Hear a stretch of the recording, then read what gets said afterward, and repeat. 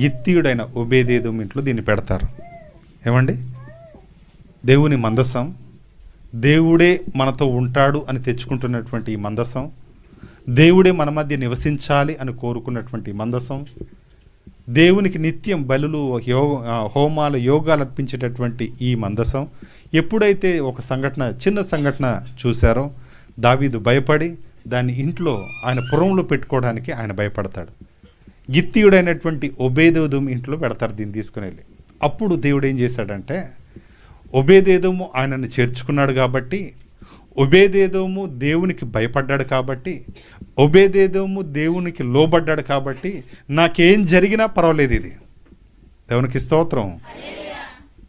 మంచి జరగని, చెడు జరగని, మేలు జరగని, కీడు జరగని, అదేదైనా కావచ్చు, దేవుడే నా దగ్గరికి వస్తున్నాడంటే నేను దాన్ని ఉండగలనా అని చెప్పి ఆ మందసాన్ని ప్రేమతో ఆయన స్వీకరిస్తాడు. దేవునికి స్తోత్రం.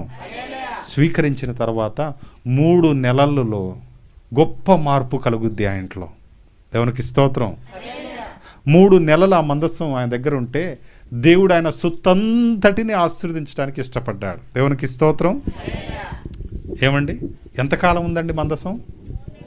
90 రోజులు లెక్క ప్రకారంగా, అవునా కదా మన భాషలో. కాబట్టి ఈ 3 నెలల్లో ఆయన ఆశీర్వాదం, గొప్ప మేలు, ఆయన చేసిన ప్రతి పని దీవించబడటం, ఆయన చేసినటువంటి ప్రతి కార్యం ఆశీర్వదింపబడటం, ఘనత నొందినటువంటి మనుష్యులలో ఈయన కూడా ఉండటం, దేవుని చేత ఆశీర్వాదము, అభివృద్ధి నొందటం ఆయనకు కలిగింది.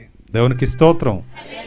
ఈరోజు ప్రియ దేవుని బిడ్డలారా, మనకు ప్రతి ఇంట్లో మందసాలు ఉండాలి.